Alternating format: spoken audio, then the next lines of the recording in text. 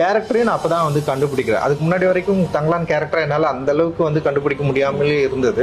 But ஆனா அந்த character கண்டுபிடிக்கிறப்ப தங்கலான்னா பலி கொடுக்கிறவர், தங்கலான்னா அந்த கிராமத்தை காக்கிறவர், தங்கலான் இந்த மாதிரியான ஒரு கேரக்டர் தன்னுடைய மக்களுடைய இன்னல்களை போக்குறதுக்கு, இழுகளை போக்குறதுக்கு என்ன யோசிக்கிறாரு, அந்த கோல்டு வந்து எப்படி இந்த மக்களோட நெருக்கமாச்சு, எப்படி இதை வந்து அவங்க கண்டுபிடிக்கிறாங்க, இதனால அவங்க லைஃப் ஸ்டைல் மார்ச்சா இல்லையா, ஸோ இதுக்குள்ள மித் ஸ்டோரிஸ் வந்து எப்படி வந்து இவங்க ஹேண்டில் பண்ணிச்சு, இவங்களை எப்படி அது வழி நடத்துச்சு, அதுக்கும் இந்த மக்களுக்கும் உள்ள கனெக்ஷன் என்ன, அவங்க நினைச்ச ஒரு விடுதலையை அவங்களால அடைய முடிஞ்சதா அப்படின்றது தான் ஹோல் ஸ்டோரியா வந்து மாற்றணும். இன்னைக்கு வந்து தியேட்டருக்கு வந்து பார்க்குற ஆடியன்ஸோடைய எண்ணங்களும் எதிர்பார்ப்புகளும் வந்து பயங்கரமா வேந்த லெவலில் இருக்கு. ஸோ அதை வந்து நம்மளால வந்து காம்ப்ளீட் பண்ணோம்னா, ஸோ அந்த மாதிரியான ஒரு ஐடியா ஆஃப் தாட்ஸ் இருக்கணும்னு சொல்லிட்டு தான்.